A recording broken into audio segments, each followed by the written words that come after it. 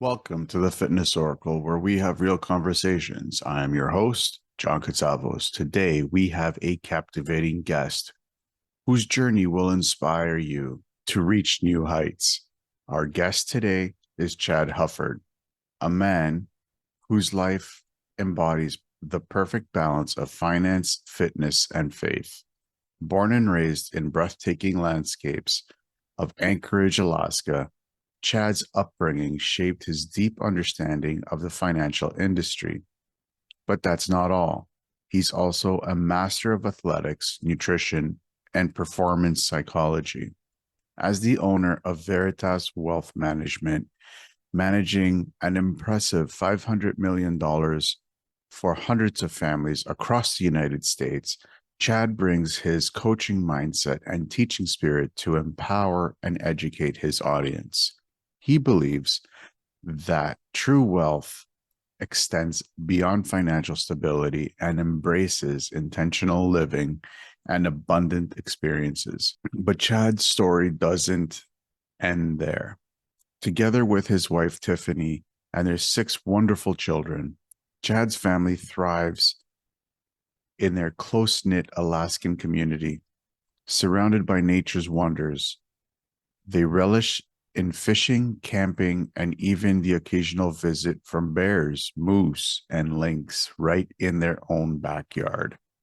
Chad's mission is clear: to serve and enrich the lives of those around him. Through his expertise in finance, fitness, and faith, he aims to uplift others, reminding us that with great gifts comes great responsibility. In this episode, we delve into powerful topics like overcoming defeat and failure, cultivating a healthy relationship with money, and creating better habits for financial wellness and overall well-being. But that's not all. As a part of the Fitness Oracle community, you'll gain exclusive access to our newsletter, be the first to know about our new episodes, enjoy early releases, and embark on a one-on-one phone call with me to discuss your fitness and lifestyle goals. Plus, you'll become part of our vibrant private community, engaging in insightful group calls to share your progress and apply the lessons you've learned. As a member, you'll unlock access to exciting programs and opportunities that will elevate your health and wellness journey to new heights. Are you ready to transform your life? Join the Fitness Oracle newsletter today and embark on a path to a healthier, happier you. Together, let's soar beyond limitations and embrace the extraordinary. Sign up to the Fitness Oracle newsletter today and start your journey towards a healthier, happier you. Now, without further ado, let's get into the show.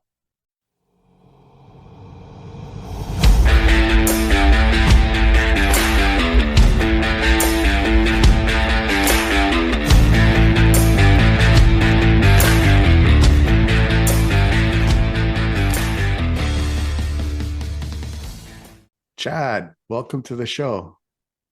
Hey, thank you very much, John. Pleasure to be here. It's awesome to have you on. So, how's life in Alaska? You know what? We had finally a sunny day yesterday and spent most of it outside with the kids, enjoying some friends and family. So, very blessed. Can't complain. That's awesome. I have always wanted to do an adventure from Nome, Alaska, all the way down to the southern tip of South America, and I've never had the balls, if you will, to do it. That would be quite an adventure. I've been to Nome once, and I'll tell you what, John, it was quite an amazing experience. I was walking in between appointments, and I turned down this street, and there's an 800-pound muskox. Just, Wow. I mean, they almost look. I mean, some of your audience probably doesn't even know what that is. It kind of looks like a bison, but it's a very furry buffalo looking type thing. And literally, I mean, there's 800,000 pounds, and it's just walking down the street. And I told my kids about it, and they're like, "Do you know how fast a muskox can run?" I'm like, I didn't, but I wasn't about to try to find out. So it was it's a cool place. If you ever get a chance to get out there, of course, that's where the Iditarod ends. There's a lot of historic meaning, a lot of historic impact for Alaska in Nome. But man, it's a beautiful state up here. It gets a little bit cold, but it's a cool place to be and raise a family. It is. It's one of those places that it just fascinates me. Like I love fascinating and curious places like Alaska, like the northern parts of Siberia, like the it's this completely off scope of what we want to talk about today, but I've never met anybody from Alaska, so I'm taking every single advantage that I have right now to get as much knowledge from that awesome state. Oh, absolutely. And I mean, it's still the Wild West up here. And you get reminded, our world is so technologically advanced, and it's, smartphones and AI and chat GPT and all these things. But man, if you're caught in a storm out in the wilderness, I mean, you're back to basics. Your cell phone doesn't work. You can't get reception. And it's as beautiful as it is. It's still rugged and dangerous. And there's not a lot of places in the country where you can find that. And it's amazing to be able to experience that, and just the awe of it, realizing like I may be the only person, when you're out hiking or hunting, like I may be the only person for miles, and there's places that are completely untouched. We have less than one person per square mile in the state of Alaska. Like if you take the size of the state and the overall population, it's less than one person per square mile, which is a little different than New York, right? Oh, a lot different than New York. It's a lot different than Toronto too. I'll be honest with you. I mean, we have some places in northern Canada which is like that too. Like it's even less. Like if you Yes. go Baffin Islands, I mean, it's like you're the only person on the island. You're Yep. fighting polar bears. Yeah. We've got that too. We'll come But yeah, visit sometime. yeah, but it's really cool. I will definitely come and visit Alaska. That is on my bucket list. It really is. Um, but getting back into the groove of the episode that we were recording here, I always ask these two questions before I kick off the show. What got you first interested in helping people with your finances? So that's kind of it's a two-part answer, John. The quick answer would be meeting my wife. And so I'll just give you the real quick background. I have a degree in biochemistry. My goal, my desire was to go into medicine. I thought it'd be fun to be a hotshot surgeon, maybe an endocrinologist. Been always fascinated with the hormones and all those interactions. But then I met the woman who's now my wife, and I realized very quickly after meeting her, what she wanted was not a hotshot surgeon, but a family. And she wanted kids. She wanted a husband that was going to be around. And I know my own personality, and I realized it'd be very, very difficult for me to balance a career in medicine with being an excellent father and an excellent husband. But I felt like I could be an excellent financial planner and still be an excellent father and husband, because I watched my dad do it.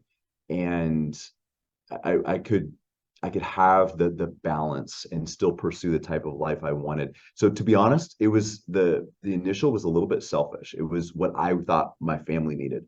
But a lot of that comes from growing up. And here's the second part to that answer.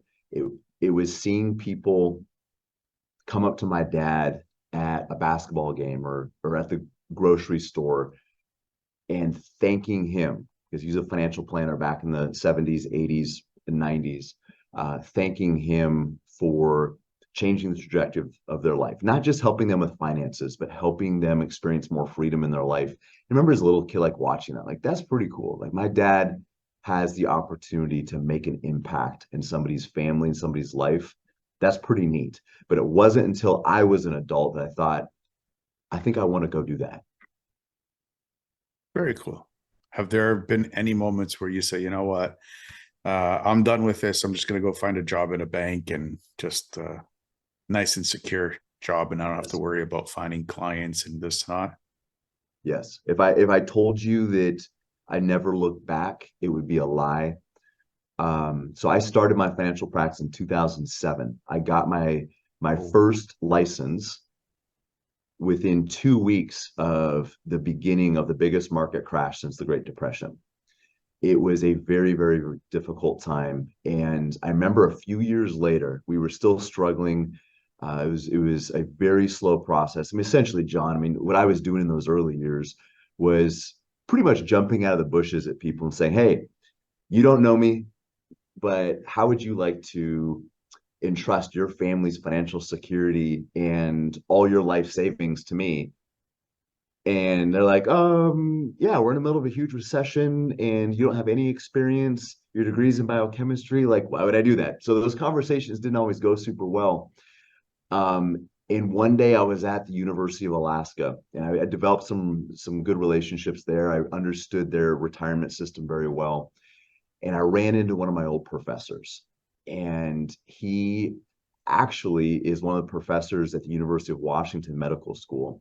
But I was able to get one of his classes in the summer up in Alaska because he goes back and forth.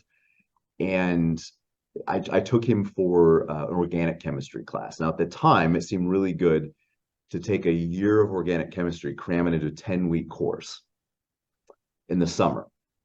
It was brutal, John. And but he was our professor. So he's a this guy is a professor at a medical school. We're getting him as an undergrad, and it was fast and furious.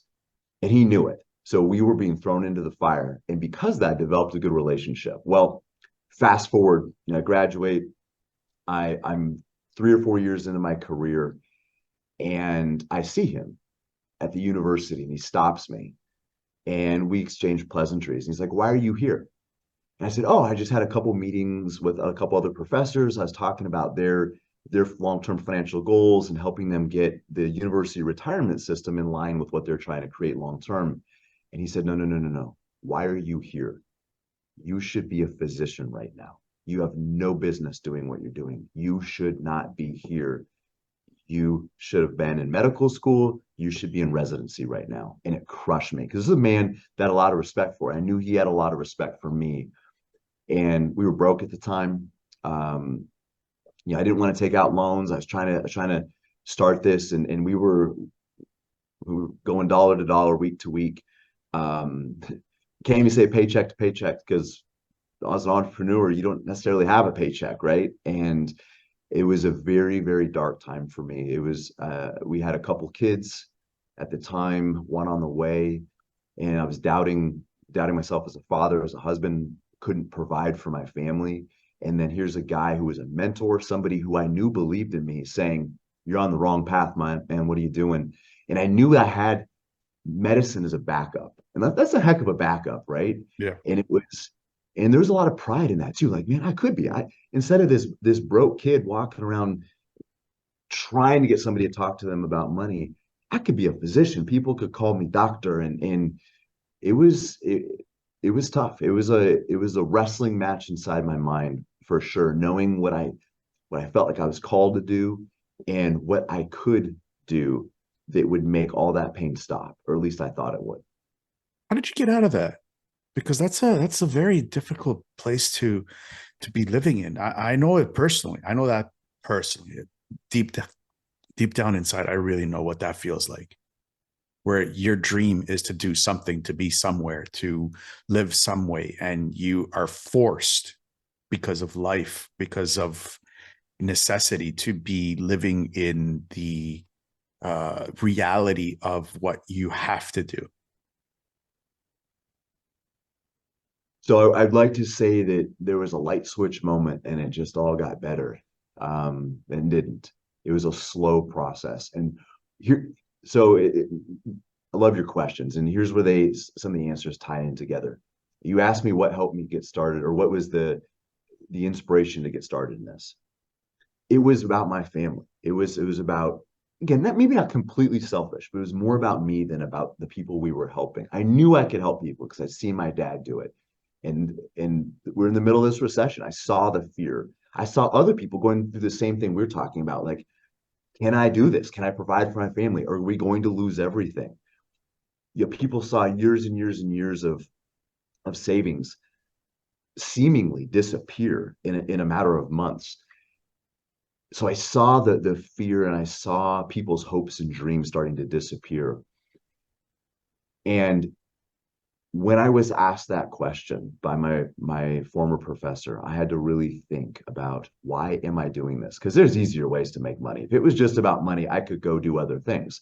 If it was just about my family, I could go and do other things. And what it forced me to do, John, is really dig deep and find some purpose in my pain. And that's what I did.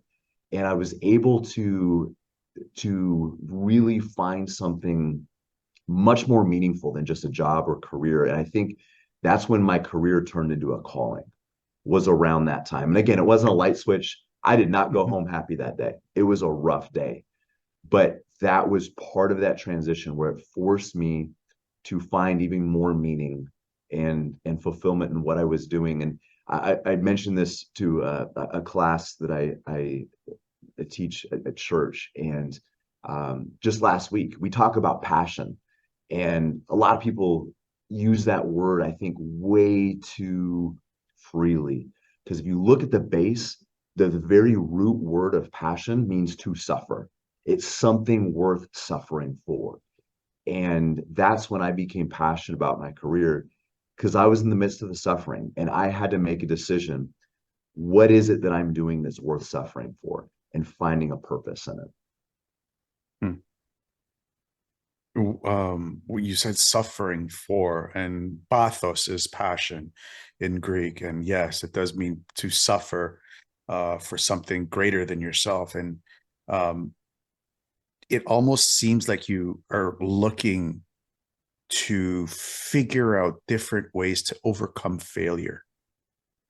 It's almost like a scrambling um, sensation. I'm talking about personal experience from here because I recently felt this, where I had my call. I think I had my calling, and I left it for something more secure, and it's devastating, and it does feel like a failure. It does feel like I was defeated. So how do you overcome that? How do you beat that, for the sense of, here's my calling, this is what I was destined to do, and yet out of necessity, here I am, because I need to pay the bills, I need to put food on the table, I need to have a roof over my head. How do you do that? Because like that could really drive a man insane if he can't control that. I think that opens up so many points of discussion. So I think a lot of times it's really easy to choose security over significance, to choose comfort over a calling. Sorry about the alliteration there, but sometimes it doesn't change our destination. Like, we want to go here, and we're here, and we want it to be this nice straight line. And sometimes there's detours around the path. And I think sometimes we're forced to step back into a place of rebuilding before we can continue that pursuit. I tell people, in fact, I was speaking to a local police department the other day, and I told them that there's an unhealthy view of optimism, that things will always get better. And I told them there's a world of difference between believing that things will be better in the future and things will always get better. And I'll say that again. So some people believe that things will always get better. That's naive, and it simply isn't life on this planet. But to believe that things will be better in the future, but there's going to be a lot of trials and setbacks and tribulations along the way, is a much healthier view of optimism. Saying, things will be better here, but man, there's going to be a lot of valleys. And I think a lot of people want life to look like a staircase. Like every step is up. And let's face it, John, I think a lot of people want life to be like an escalator. They just stand there and this thing brings them up. Yeah. But it's not. It's like climbing a mountain. And you're in Toronto. I don't know what the mountain situation is in Toronto, but here in Alaska, we have a lot. And they're jagged and they're rugged. But there's a lot of peaks, there's a lot of valleys, and sometimes we have to cross valleys before we can keep climbing. And and I think the realization that if we are doing the right things, even if we have setbacks, we're headed in the right direction, every step brings us closer to that destination, that destiny, but it doesn't necessarily elevate us, at least in the moment. And I think that's really important as we're going through life, because life happens. It's never as smooth as it looks like on the outside. People see the product. They don't see the pain and the process. So the other thing I was going to mention too, this is going to go back to my experience in biochemistry. Um, we did a ton of experiments, right?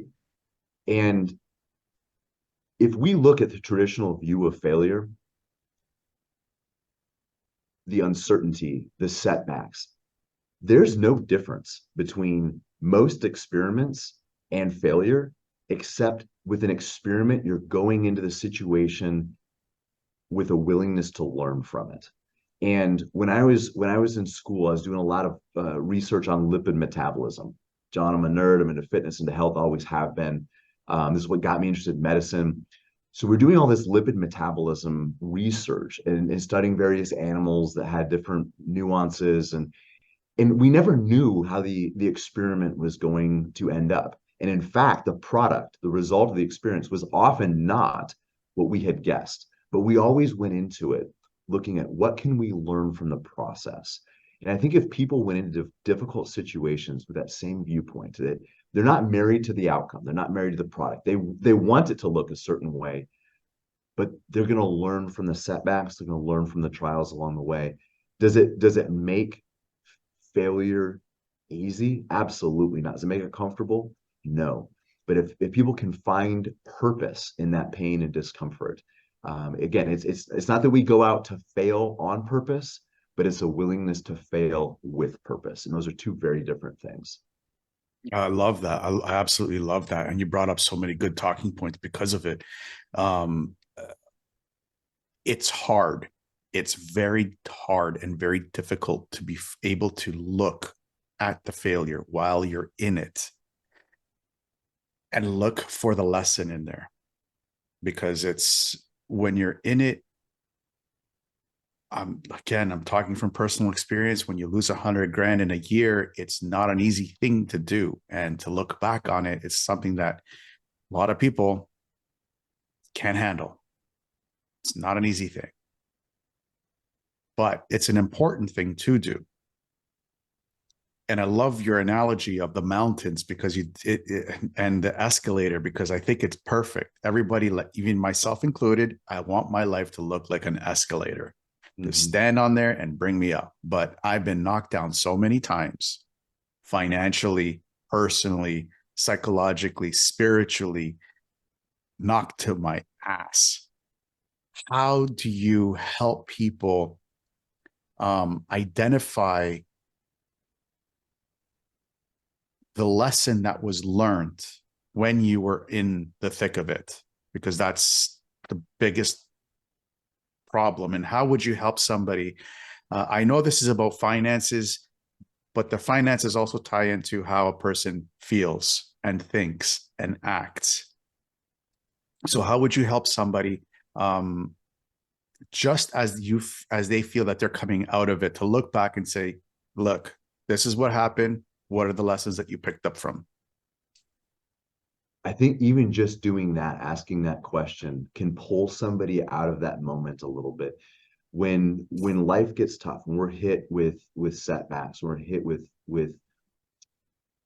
failure or rejection, all those things are very visceral. And what can happen is the emotional part of our brain, the limbic system, it takes over. And the prefrontal cortex, the area of our brain that processes logic and reason, it kind of gets pushed out of the conversation. And even asking that question, what have you experienced in this moment, in this tragedy, that taught you a lesson, or what did you learn from this? It allows that reasoning part of the brain to catch up, and it forces people to look at it a different perspective. But I don't think there's a perfect way. I think, and I think for a lot of people too, part of my job in my profession is preparing people for those moments on a financial level. Like, since I've been alive, um, I don't think there's been any fewer than about 10 episodes where the US stock market has gone down at least 20%. I think this is the sixth or seventh recession since I've been alive. Um, it, it's again, it's that mountain. It's just the valleys are a normal part of the climb, but it's preparing people for that. And I think if we go beyond finances and just look at life, because you said, this is about finance, but I think we both agree this is more about living in freedom. Mhm. Finance is a tool that I help people leverage, that I help people wield to create financial security and freedom in their life. But if they don't have that freedom up here, I've sat down with multimillionaires, John, who are crying, literally crying in fear of what is going to happen to them, fear of being broke on a park bench, fear of being a burden to their kids. You can have millions and millions of dollars and still live in scarcity. So I've learned that I can't just make it about finance. I have to make it about how people view the world and what is the set tying in the setback today to that future triumph, that future victory. It's like going to the gym. You're in the middle of a leg workout and your legs are screaming at you, your lungs are burning, you want to quit, you want to stop, and you need a coach, you need a trainer, you need a workout partner remind you, no, no, no, no, this is for your health. This is why you're doing this. This is why you're going through that. And in that instance, that's a choice, right? You choose to go to the gym. And sometimes some of the things that you and I have both experienced in our personal lives, they were not choices. They were something that were thrust upon us. And we need to be reminded of our own agency. Like, what can I do in this situation right now to improve myself, to improve the situation? And here's the key, to improve the life of somebody else around us. And being others focused, because that's what it took for me. I had to Mhm. be others focused. I had to look at what is the value and impact on making the lives around us. That's what allowed me to find more purpose and to push through the discomfort. And I think it's easy to feel like our our failures, our disappointments prevent us from being impactful in somebody else's life. And there's a phrase, I don't know who coined it, but Ed Milet talks about it a lot. He says, God does not call the qualified, he qualifies the called, meaning he gives us a mission and a purpose and then shapes us and molds us into the person that we need to be. And a lot of times it's the exact things that we believe disqualify us that make us qualified to help others around us because we can relate, we can be empathetic, we have a story that they can connect with. Somebody who's never had an issue with an addiction is going to be really hard. It's really hard for that person to help and relate to somebody who's never struggled with addiction, somebody who's never had a health issue or never struggled with their weight or never struggled with their fitness. It'd be really hard for them to coach somebody who is a diabetic, who is 80 pounds overweight, who's never felt good about themselves. And it's hard for somebody to get somebody to weather a financial storm who's never been in one. So I think all those things where we look at the deepest, darkest moments of our lives, sometimes those are the very moments that qualify us, that prepare us to bring others comfort and purpose when they're going through their own storms. You said something there. Sometimes life just thrusts the storm on you. Um, how can somebody prepare for something that's so unexpected? Like that's just one of those things where it's like snaps you from like left wing, and you're like, what happened? So how do you help somebody with that? Again, I want to answer this in two parts. It's a loaded question. Okay, so Yes, it is.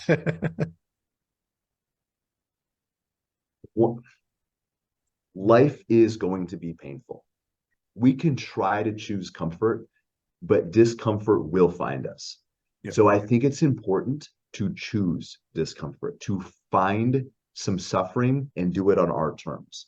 So for me, some of that looks like going to the gym.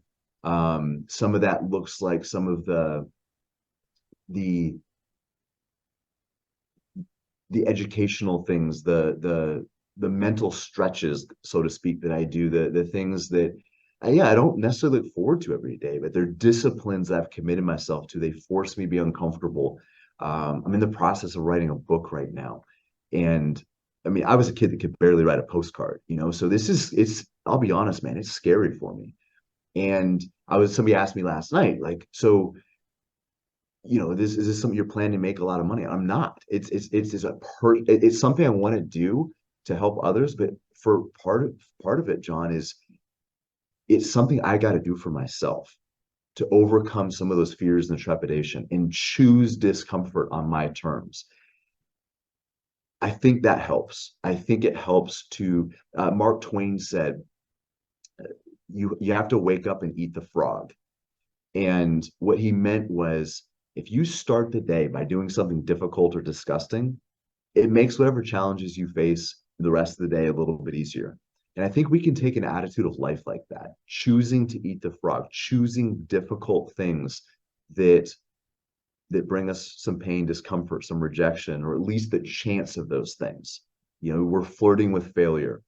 And then when those moments are thrust upon us, we're more resilient. We're better able to handle it. Now, that's something people can do to prepare in advance. But when you're thrust in the middle of it, when you're in the middle of the storm, the time for preparation is over. What do you do then? And I think it's looking for the smallest bit of agency. What is the thing that I can do to improve the situation, or to at least improve myself in this? And it might be 99% out of your control, but if there's 1% that you can manage, if somebody going through a divorce and their spouse might be horrible and awful, but what is the one thing that they can do to try to repair the situation? And it might not help, it might not fix it, but having agency, acting on something rather than reacting to it, is super, super critical. And looking for, maybe it's writing them a note, maybe it's praying for them, maybe it's just a kind word. And is that going to save the marriage? It might not. But what it does is it reminds us that in that moment, we still have something we can do. I still have agency. Can I control the outcome? Absolutely not. And I think a big part of weathering through that is releasing the outcome, which is super hard to do, and focusing on inputs. What are the actions that I can control that have influence in the outcome, but they don't control it? And even somebody trying to lose weight, like, the outcome might be, I need to lose 30 pounds, or I need to drop my cholesterol, or something like that. What are the smallest things that I can do to influence that? It might be going for a walk around the block. It might be one Pepsi at lunch instead of two. You're not going to fix it all at once, but what is one small little piece that I can leverage? It might be somebody getting a cancer diagnosis. What is the one thing that they can do? Can they fix the diagnosis? Can they cure themselves overnight? No, they're not going to be able to just fix it. But what is the smallest step they can take in the right direction? How about mindset? Mindset and money. I remember I was watching a video of Brian Rose talking to a money guy, and he said that he asked this crowd, what's the first words that pop into your mind when I tell you the word money? And people are coming out with, like, we're hatred, despise, abundance, and all this. A lot of negative stuff came out. That negative stuff can affect not just your financials, but also your world around you. How do you help people fix their mindset around money? Because that's a big problem with a lot of people, not just the people that are suffering from depression, but just like you said, multimillionaires are having Yes. problems with the mindset around money. Yes. So I think, to a large degree, money makes you more of who you already are. It magnifies the character qualities, good or bad, that you already have. So if somebody's a naturally fearful person and they have money, they're just gonna be more afraid of losing the extra money that they have. If somebody is a manipulative person, they will use money to manipulate. If somebody is an angry person, they will act out with money. If somebody's a generous person, they will be more generous with money.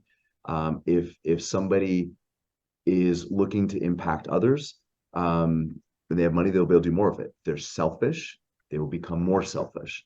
So some of it goes back to like our core wiring.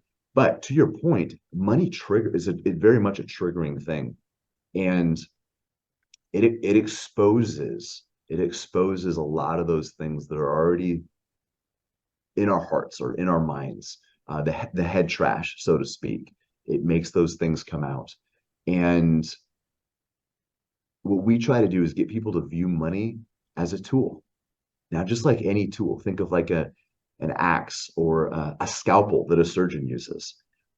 Used properly, that scalpel can save a life. Used improperly, it could cause even more harm. It could even kill. And money can absolutely be that way. And either we learn to control money or money controls us. And on one end of the scale, it's somebody who's drowning in debt. They their spending habits are out of control. They are being consumed by slavery to creditors, to banks, to their car loans. They're working for things. They're working for, what the vacation they took months ago, and it's over, it's done, but they're still paying for it.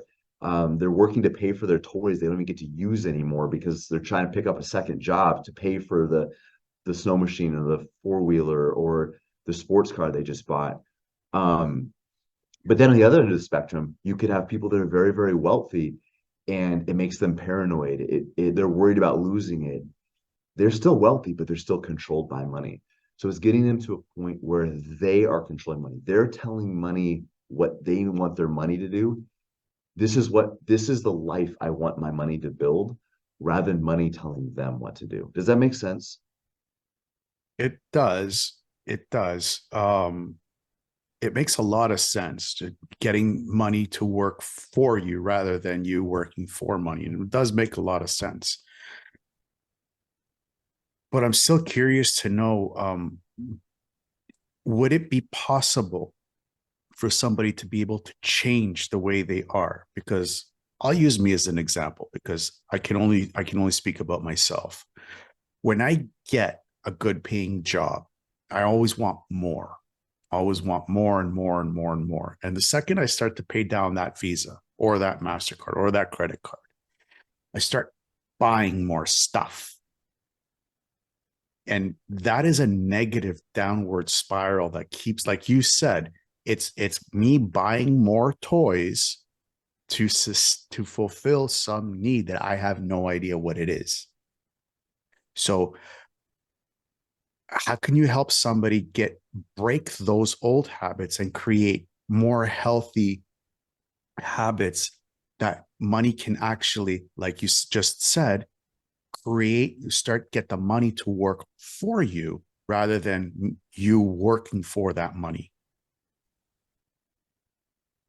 That's so multifaceted, so many layers. It's a great question. And in many ways, that is the crux of what I do. And the way we do that is different for every person as far as the individual things, but it's finding out whatever bad relationship they have with money, whether it's a fear and scarcity mindset, whether it's just a complete detachment, is trying to get to the root of that.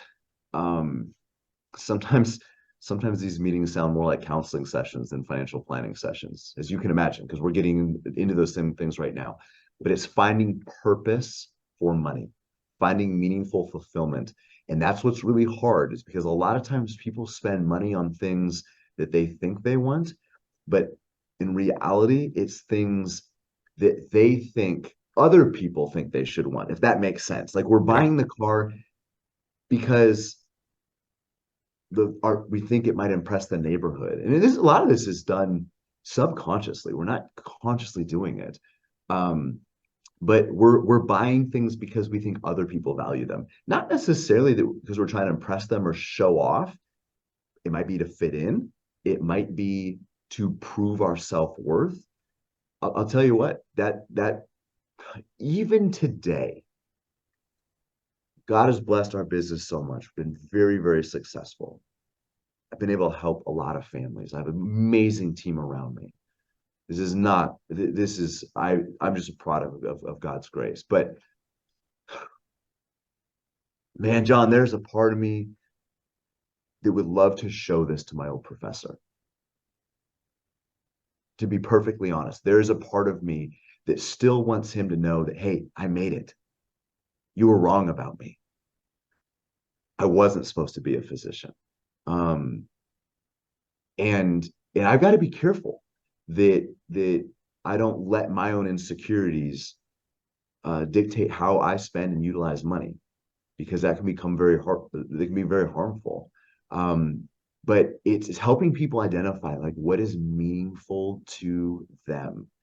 And if they didn't have a job and they didn't have to worry about money because they had all their needs were going to be taken care of, like what would they want their life to look like? And what are the things that they did as a kid? What were the things that filled their cup, so to speak, or that lit their soul on fire? And they're not going to be exact same things as an adult, but there's usually patterns, there's usually themes, and trying to connect money as a tool to its purpose and objective in their life, because it has to be building something. If money is ever the focus in and of itself, it's detrimental. Money needs to be a means to an end. And I'll just give you another example of where this can get in trouble, and this might resonate with some of your audience. Back in COVID, uh, back in 2020, they talked about this thing called revenge spending, right? Mhm. Where you're cooped up in your house, and people would just they when they'd open up the world for a few days, a few weeks, people would kind of go nuts, right? And but I really think it's different. I think it's reward spending. And I work with a lot of folks in the oil field. I work with a lot of law enforcement too. But oil field is probably our biggest niche. Those guys and gals, they have tough jobs, a lot of stress, a lot of pressure, a lot of uncertainty. The oil field is very, very volatile as an industry. And we've got people saying, like, hey, you're asking me to think about what do I want to be in 20 years from now? I don't know if I'm at the job 20 days from now. Like I'm project to project. I'm month to month with this company. Um, but there's a lot of other elements too. A lot of folks, they work on the North Slope, like Arctic Circle, polar bears. It's in the winter, it's dark most of the time, 40 below, 50 below. They're away from their families. They're making a lot of sacrifices to do that job. When they come back home, there is a psychological pressure for them to justify everything they went through. They've got to prove to them that job is worth it. And a lot of times that turns into spending. It's they reward themselves for the sacrifices they made. Like, man, I miss my daughter's recital, my son's t-ball game. I miss my wife speaking at a women's retreat, all these different things, right? I missed life. I'm gonna make it up by buying a toy, by taking a vacation that we really can't afford, by doing whatever. We work with a lot of law enforcement, same thing. Like maybe they're on the graveyard shift. They haven't hardly seen their family in weeks. They got shot at last week. Like I've got to prove to myself that this job is worth it. Physicians fall into this too, and it's not just keeping up with the Joneses. We can point the fingers and say, well, man, those people just they need to control their spending, and that's true.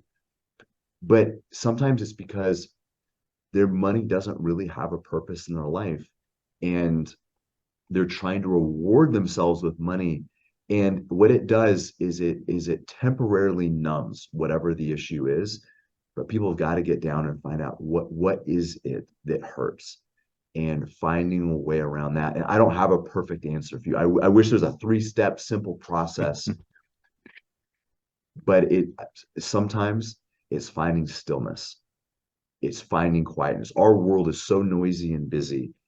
And I fall into this too. Like I'm sitting there brushing my teeth, shaving, whatever. I'm like, I should be listening to a podcast or book. I should be learning.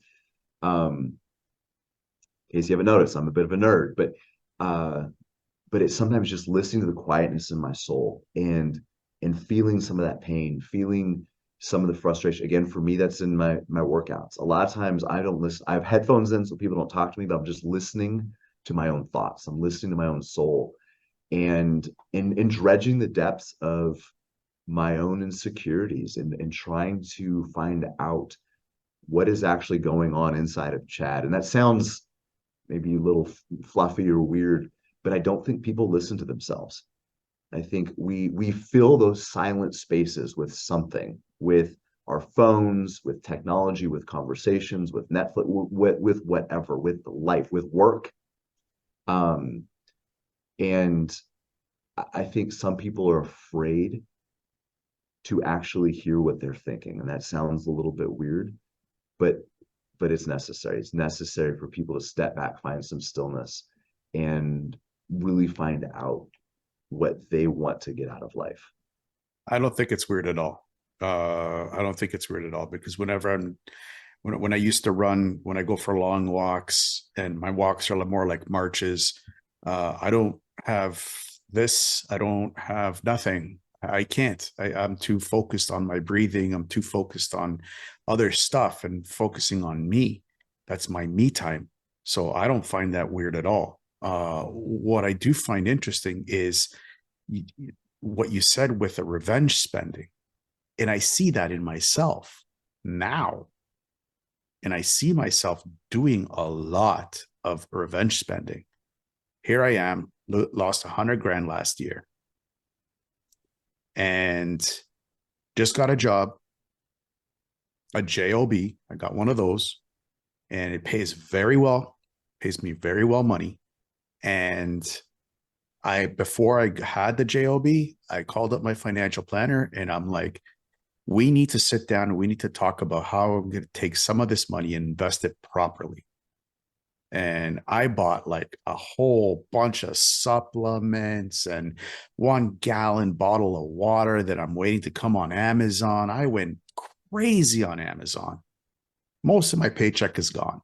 So I know what that is like. I know what that feels like because I went from a state of famine, and now I'm feasting. The problem is I'm going to get bloated. That credit card is not going to get paid down. Those creditors are going to keep calling me. How do you control that? Okay. So let's actually go back to that metaphor, famine to feasting, right? So one of the things I've been studying for the last 10, 12 years is fasting. And there's first of all, I'm not a physician. Audience, don't take this as professional medical advice, but there's tremendous research and wonderful benefits associated with intentional fasting, not starvation, but with intentional planned fasting. But I've talked to folks like it just doesn't work for me because I fast and then I just gorge myself Yeah. and I eat everything. And that's kind of what you were saying. And it can happen financially. And we were talking about the oil field. That absolutely happens. You have guys and gals out there who have a high school degree, maybe a couple years of college, but people with a high school degree, not even a high school degree sometimes, they're a welder. They're up on the North Slope making 150, 175, $180,000 a year. If they go back home to Texas or Alabama or wherever they're from, they might be able to make 40, $50,000 a year. And they get used to the feast. And then that famine happens and it goes back and forth. And it's nasty. It messes with the mind, right? And because our spending habits often grow our consumption, not just in money, but consumption is a better word. Let's not even call it spending. Our consumption often grows to whatever size container we're going to put in. It's like a goldfish. Goldfish keep growing. You put it in a big tank, it just gets bigger. Consumption does the same thing. So we have to artificially constrain that. I think this is where accountability is really important. Um, I mean, that's what makes AA and any addiction type program work is that accountability. People that are shoulder to shoulder in the trenches together saying, I'm struggling with this. John, you're struggling with this. Let's struggle together. Look at CrossFit. Like that's what makes it work.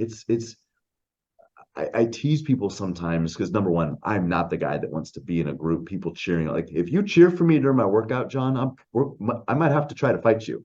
So like I just want to be left alone, but I'm not normal. Like there's probably some screws loose up here, but it's that accountability that people are in there together. They're sweating, they're in pain, they're uncomfortable together. There's camaraderie there. They feel they're in the proverbial foxhole together. And also, if they miss a workout, there's going to be people that miss them. A lot of people are more willing to let themselves down than to let down somebody that they care about. So it ties in that horizontal accountability. It's not just between them and the coach, it's between them and the people around them. So I do think it's important to have a financial coach. I think it's important to have health coaches, but it's also important to have like-minded people around them that are struggling with the exact same things that they are, that can help bring them through when they're lacking discipline. A friend or that coach can be a source of discipline. When they're lacking patience, that friend can be a source of patience. When they're being tempted, that person can step in and say, hey, this is what you said you were committed to. Are you still committed to that? This decision does not line up with that. Let's find another choice. We are not meant to do this alone. We are not. We love these like Rambo Lone Ranger stories, but they're just movies. If Rambo is a real movie, then that movie ends like in the first 5 minutes. The best soldiers in the world work in teams, and we are designed to work in teams too. I believe that God made us to rely, to be interdependent on one another. And we live in this age where we become more and more independent. We've used these phones to distance ourselves. And I think we've got to realize that no, we need to work together. This is a marathon. I'm using a lot of metaphors right now, but this is a long journey we're taking together. And there's an old proverb that says, if you want to go fast, go alone, but if you want to go far, go together. And I think in finance, we absolutely have to look at it that way. And you ask some questions. You ask for like some specific things people can do to kind of have a better relationship with meaning and money. So I do have something that I want to get to if we have time, but I just want to make sure that what I just said, does that answer your question? Does that help? Yeah, it does. It does. Let's get into that offer that you have to help people with this, because I think that might be important as well. Well, as I was talking about that one little step, because you asked, how do people find agency? How do you get them unstuck? And so I was thinking, like, what is one thing somebody can do that would work for anybody? Because we all have our money story. We all have the unhealthy relationships with money in various ways. We all do. I do, even though I'm a coach, and I'm aware of what my tendencies might be. But one thing that anybody can do to build a better relationship with resources in general is a gratitude list. Every morning, I've been doing this for years. I read a book, this phenomenal book by Brian Buffini. It's called The Immigrant Edge, and it's if you're feeling down and out and you want something that has meaningful, tangible ideas, but also just makes you feel proud and happy to be alive today in this moment, read that book. Brian Buffini, Immigrant Edge. But he talks about gratitude a lot in that book. So when I read that several years ago, I started doing a gratitude list. I write 3 things that I'm thankful for every morning. And oftentimes I leave before the kids are up. And I leave it out on our kitchen table so the whole family can see it. Not to pat myself on the back, but so they can see what's in my heart. And I hope that they start thinking about what they're grateful for. So I start every morning with that.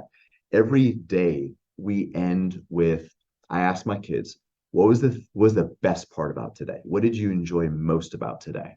And I also ask them, what are you most looking forward to tomorrow? I've been doing this for years. I've asked this question literally thousands of times.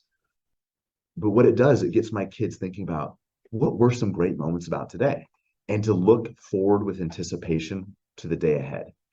And if people do this and they record these things, and maybe they just type it into a phone or into an app or something like that, or in a notebook or a journal, they're going to start finding themes about what is really meaningful to them.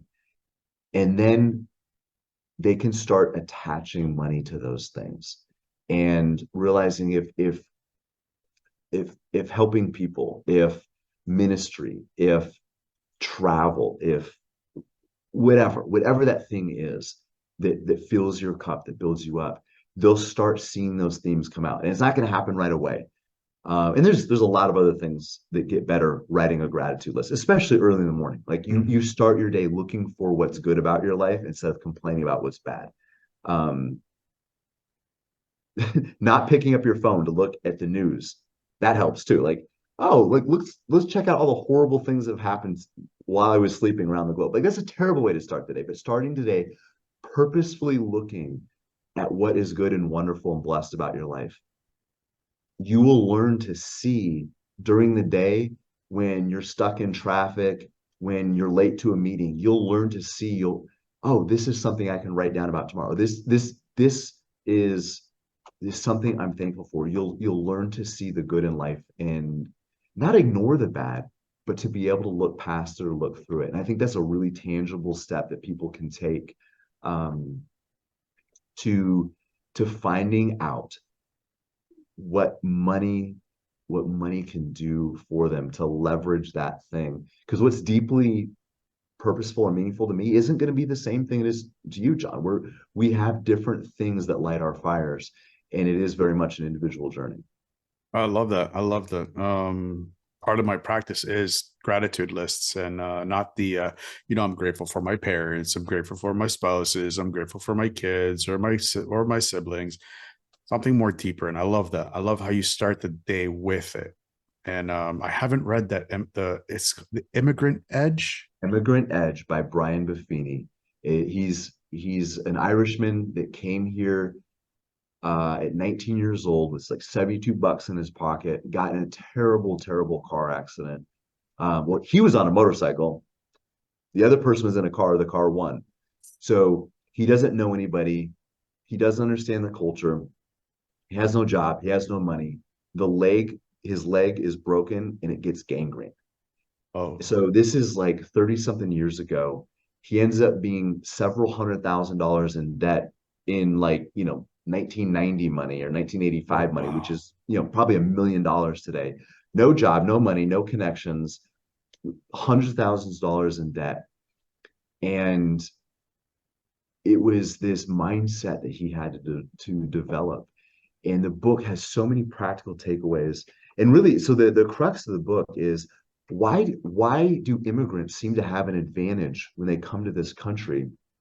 And he gives examples of what those advantages are. And a lot of them are just mindsets. They remember where they came from. They realize they're coming to a better place. They see opportunity instead of obstacles. So there's a phrase, I don't think he uses it, but there's a phrase that says fish experience water last. They're surrounded in it. They don't, it's not new and wonderful to them. Mhm. Because they're always in it. And here in America, there's so much opportunity. And I'm not saying that this country's perfect.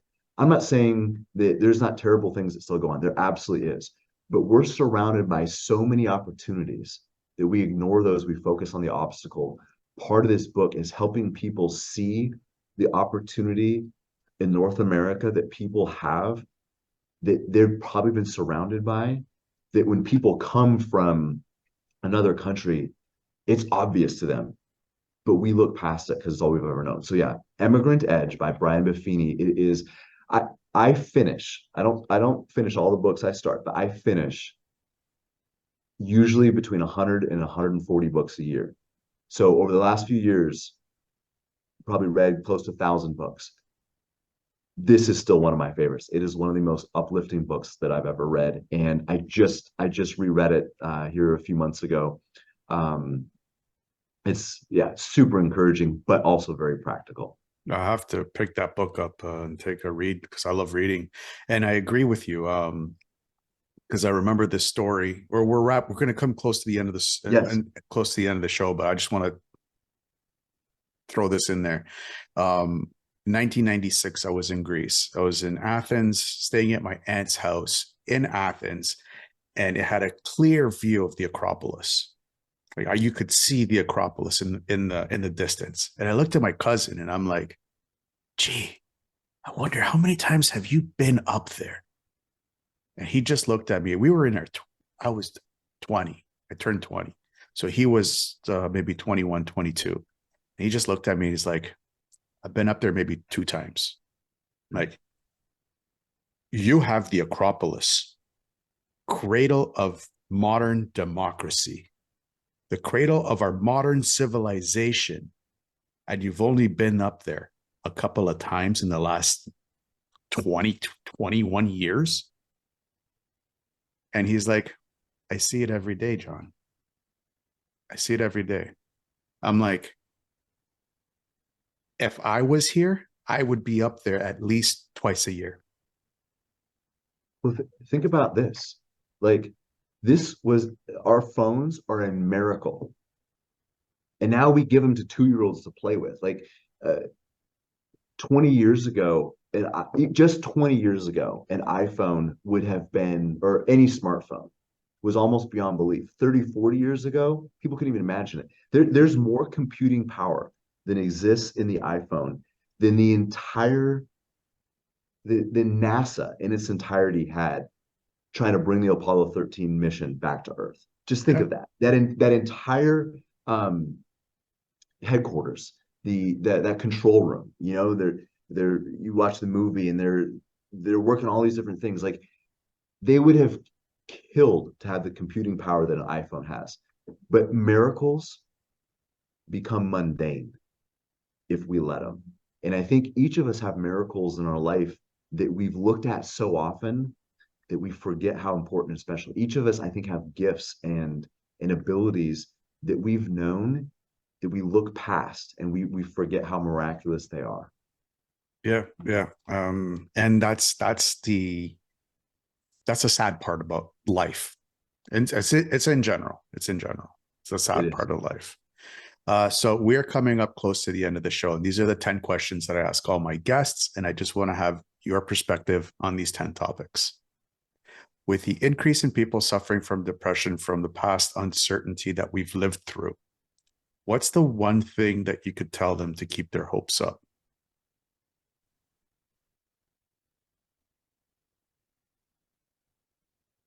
Your life matters, and your suffering can produce comfort for somebody else. Your story, your struggles, you can use those to lift up somebody else who's hurting, going through the same things you are.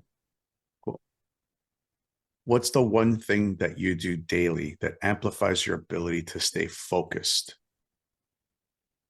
Talked about the gratitude list. That's definitely part of it. Praying and reading every morning is another part. If you could pick up the phone right now and call yourself at 20 years old, what would you tell yourself?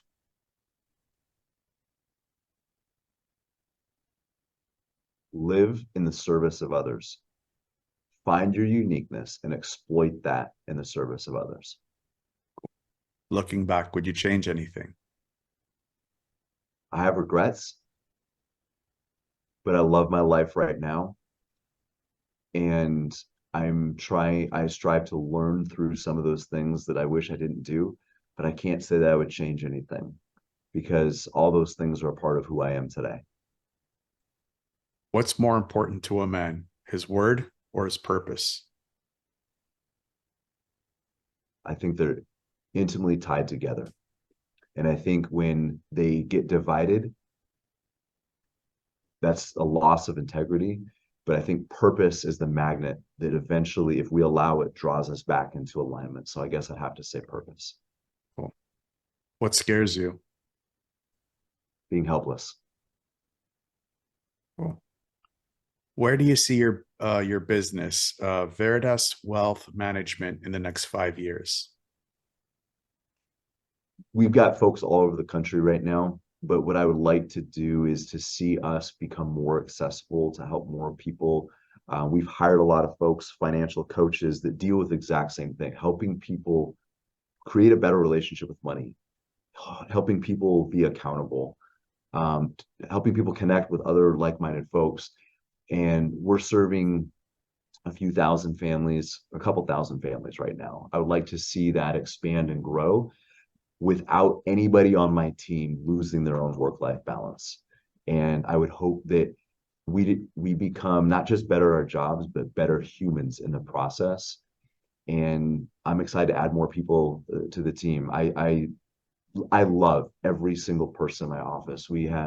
It's become a family, and I just want to see that family grow. Very cool. Very cool. How about you personally? Where do you see yourself personally in the next 5 years? Honestly, it's doing more stuff like this. It's having more one-to-many conversations.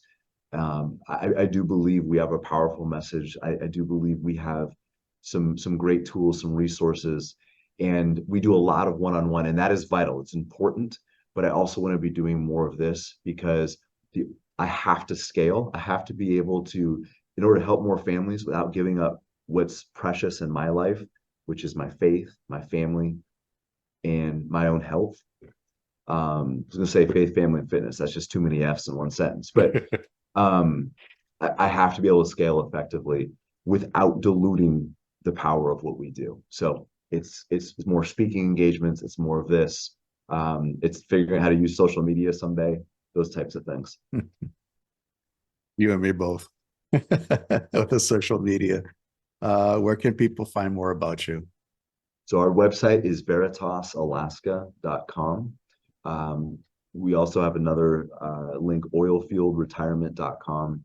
And you get information beyond just folks for the oil field, but it's just a specific niche we have. I'm also on LinkedIn. Just look at Chad Hufford Veritas, Chad Hufford Alaska. You can connect with me on there. But those are the best places to find us. And we will post all the links in the show notes below for everybody to have easy access to you, your website, and your services. Perfect. Any final thoughts?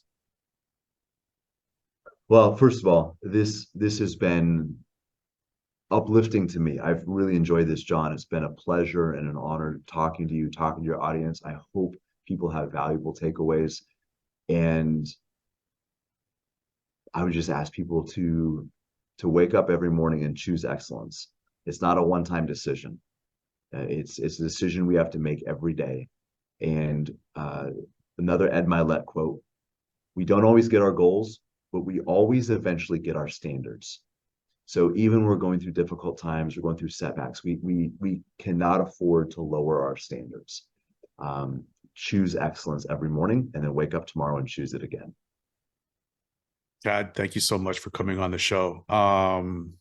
This was like next level. I love the conversation that we had, and I could go another 2 hours with you talking about how to improve people's financial state of mind, state of being, because I know personally how if a man can't feel that he's fulfilling his duty for his family financially, he feels less of a man.